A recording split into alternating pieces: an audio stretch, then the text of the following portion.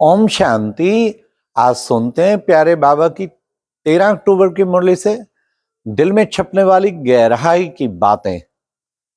आज की मुरली अव्यक्त मुरली, शिव जयंती की मुरली।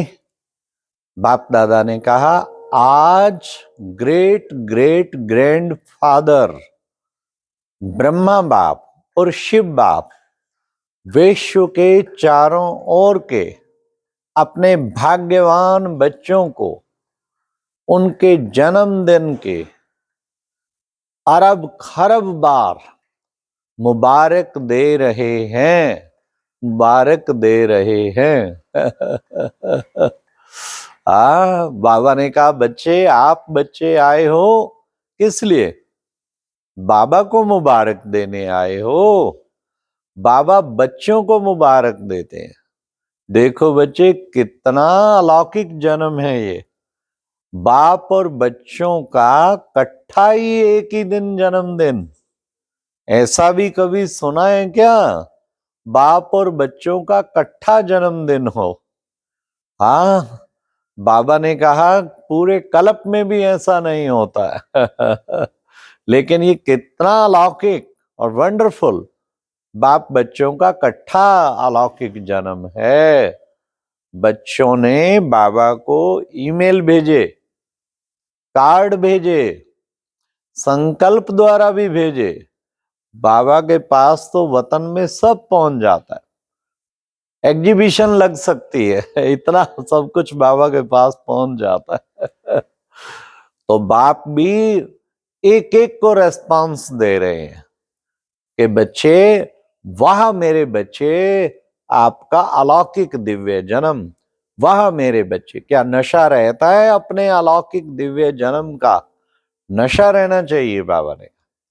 फिर बाबा ने कहा, इस अलौकिक दिव्य जन्म पे बाबा क्या कर रहे हैं? बाप दादा ने देखा कि बाबा हर एक बच्चे के गले में विशेषताओं की माला डाल रहे हैं। विशेषताओं की माला बाबा के हर बच्चे के गले में पड़ी हुई है। एक भी बच्चा ऐसा नहीं जिसको बाबा से विशेषताएं ना मिली हो। तो वो विशेषताएं, तो उन विशेषताओं का, बाबा से मिली हुई विशेषताओं को जानते हो? बाबा ने कहा, पहला है जानना, जानते हो, फिर मानते भी हो, परंतु धारण भी करते हो वा नहीं? धारण करके करते हो। फिर बाबा ने कहा, क्या करते हो?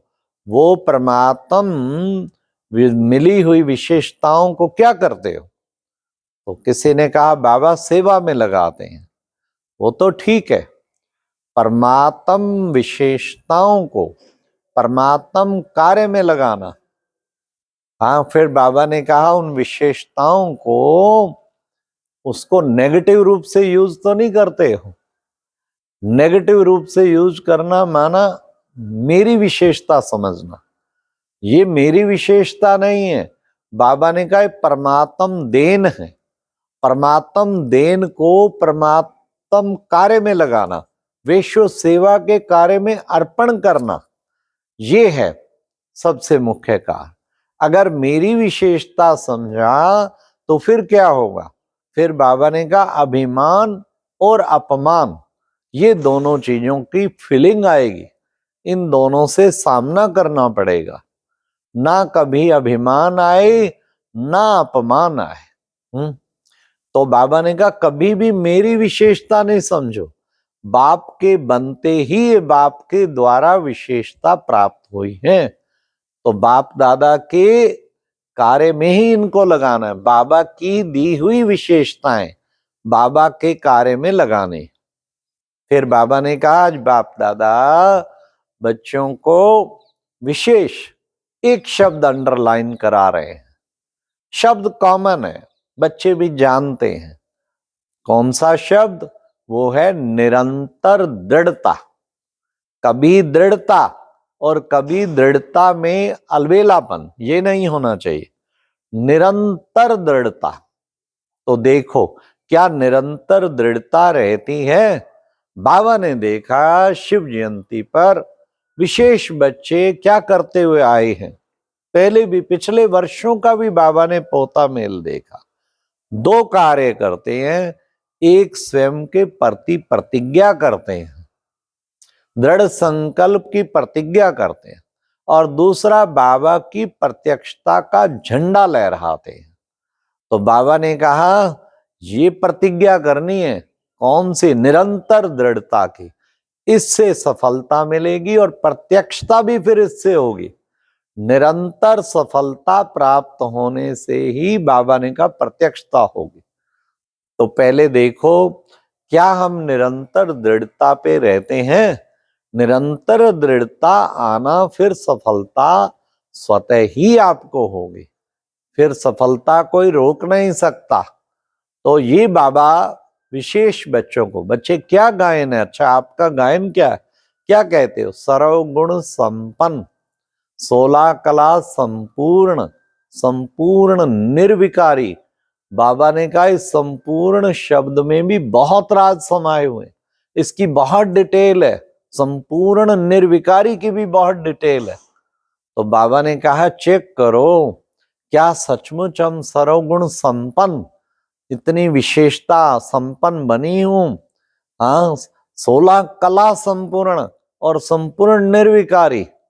तो फिर बाबा ने कहा इसलिए इसमें केवल निरंतर दृढ़ता चाहिए। निरंतर दृढ़ता होगी ना, तो बाबा ने कहा फिर सफलता मिलेगी, और निरंतर सफलता मिलेगी तो फिर क्या होगा? प्रत्यक्षता होगी। तो आज बाबा के सामने डबल फॉरेनर्स के ग्रुप आए हुए थे। बाबा ने कहा कौन कौन से ग्रुप हैं? हाँ, तो एक मस्ताना ग्रुप, दूसरा शक्ति ग्रुप, और एक ग्रुप और था। बाबा ने कहा 3 ग्रुप आए हैं ना आज विशेष, तो वो 3 ग्रुप को बाबा ने बहुत प्यार दिया, बहुत प्यार दिया कि बाबा के 3 ग्रुप, एक अंतर्मुखी ग्रुप, एक अंतर्मुखी ग्रुप, दूसरा मस्ताना ग्रुप, और तीसरा शक्ति ग्रुप। बाबा ने कहा पहले बाबा के आदि में जब भट्टी बनी थी तब भी तो ऐसे नाम दिए हुए थे ना, 3 नाम थे। वो क्या थे? बाबा ने बताया divine unity group, Manohar party group, supreme party group. कितना नशा रहता था। बाबा ने कहा नाम के साथ कर्तव्य भी याद आता है। फिर बाबा ने टीचर्स की भी बहुत महिमा की। टीचर्स तो बाबा के गुरु भाई हैं। मुरली सुनाने का अधिकार मिला हुआ है और किसी को नहीं मिलता, टीचर्स को मिलता है। टीचर्स कितनी भाग्यवान हैं, टीचर्स बहुत भाग्यवान। तो बाबा ने कहा मुरली केवल सुनाना नहीं, मुरली सुनाकर धारण करना।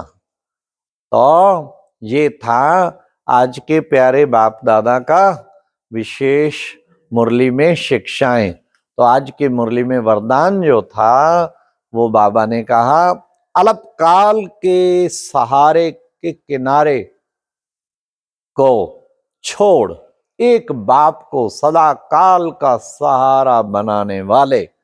क्या बनेंगे? बाबा ने कहा ऐसे सहारा बनाने वाले यथार्थ पुरुषार्थी भव। अल्पकाल के किनारे, जो सहारे के किनारे, इसको छोड़ना है। कोई भी बात आती, कोई समस्या आती, क्या कोई देहधारी याद आता या सर्वशक्तिमान बाप याद आता?